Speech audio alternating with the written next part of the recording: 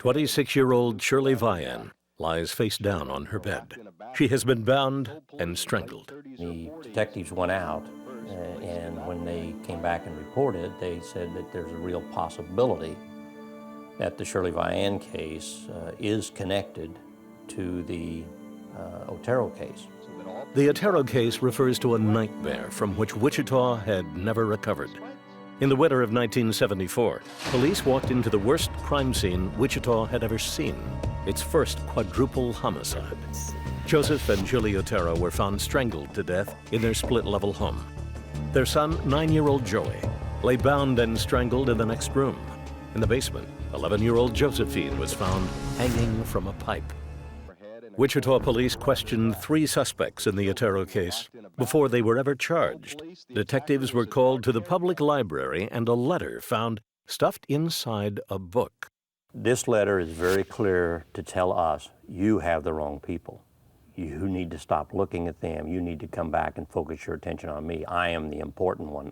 The letter provides details on the Otero murders only the killer would know. The author also wrote, "The code words for me will be bind them, torture them, kill them. They will be on the next victim." 3 years after Otero, detectives believe the man known as BTK has returned. Wichita mobilizes quickly. BTK, however, moves even faster.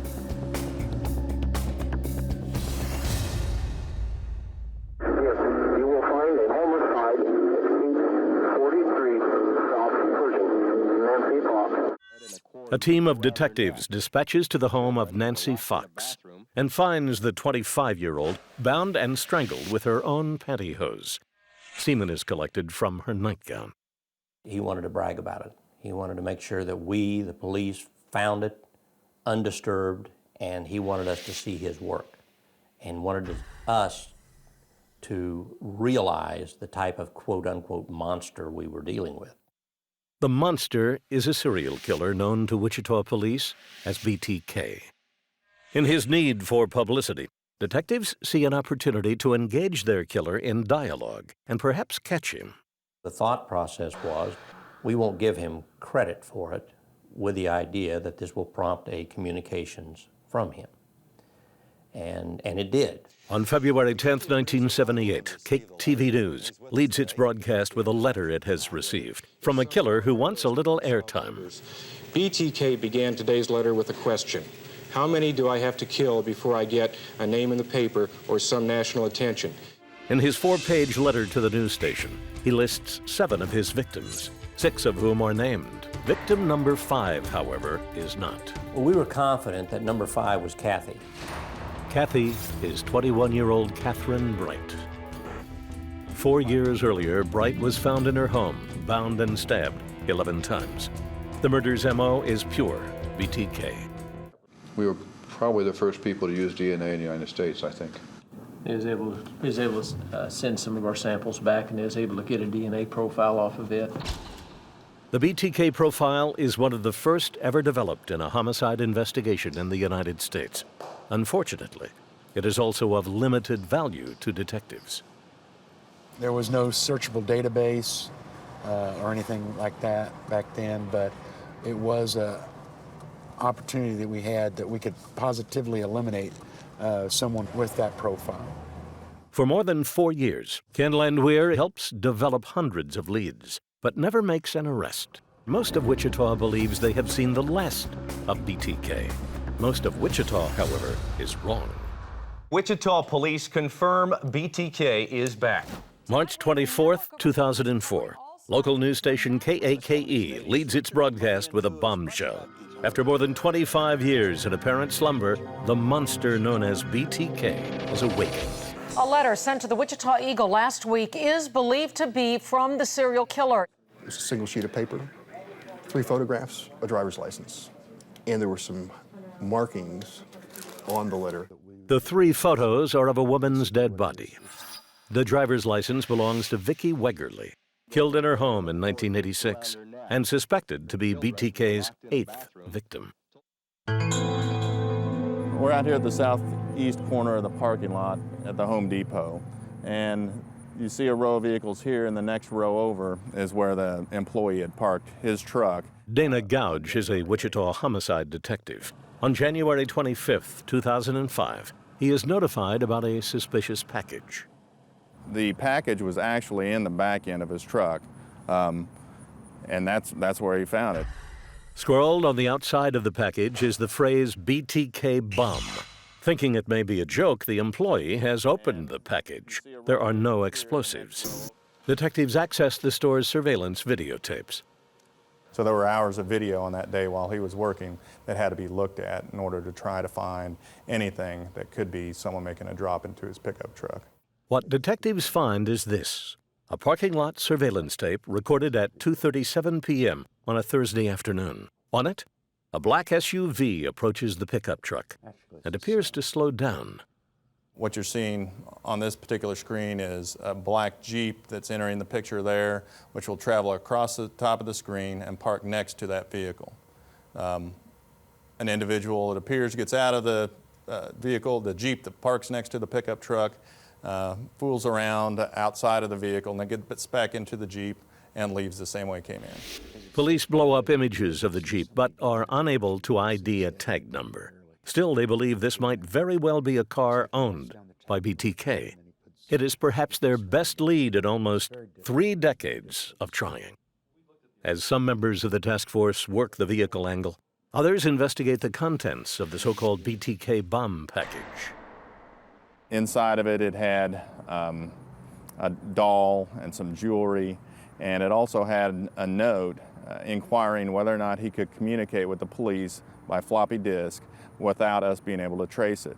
In fact, he wrote, "Be honest," and asked us to reply through the newspaper to his question. And of course, we responded by running an ad in the paper, which he asked us to do, basically telling him we can't trace a floppy disk, which we knew, of course, was inaccurate. On February 16, 2005, a local news station receives yet another package from the BTK killer. Inside it, the item police had been hoping for, a computer disk. Detective Randy Stone is a computer expert. He slips the disk into his computer and opens the only file. Stone determines the note was created using Microsoft's Office software.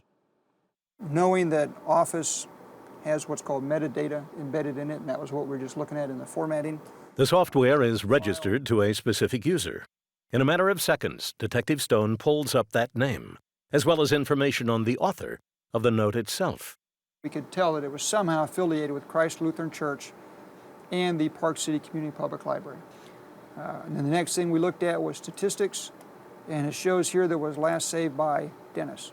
So somehow a Dennis who was affiliated with the church or the library was somehow involved with this document.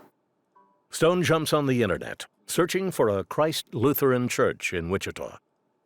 And when we do that, we come up with their webpage that has a link to their people affiliated with the church. You click on that link and you go to here. And the only Dennis we found on there was the president of the Congregation Council was Dennis Rader. In a matter of minutes, a single man at a computer has ID'd a suspect and even provided his possible location. You know, I'm sitting there looking at the computer. I know there's people standing behind me. But then I come up with a name and look up Dennis, and I look behind me and there's nobody there anymore because everybody just disappeared. You know, once we had this information, we were gone. Wichita detectives hit the street, zeroing in on Dennis Rader's home address. The last known address was at 6220 Independence, which is in a city just north of Wichita here called Park City. Detectives Tim Relf and Clint Snyder race over to Park City.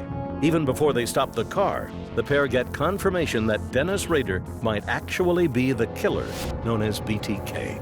As we pull up to about here, we glance up and we can see the Grand Cherokee, the black Jeep Grand Cherokee, parked up in the driveway. The Cherokee matches the vehicle seen in the parking lot of the Home Depot and linked to BTK.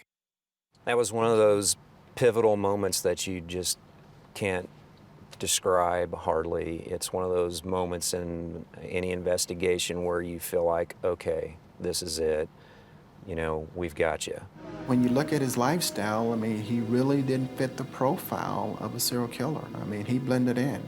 The president of his church congregation, Boy Scout leader, lived in the suburbs outside of Wichita. I mean, he blended in. We had,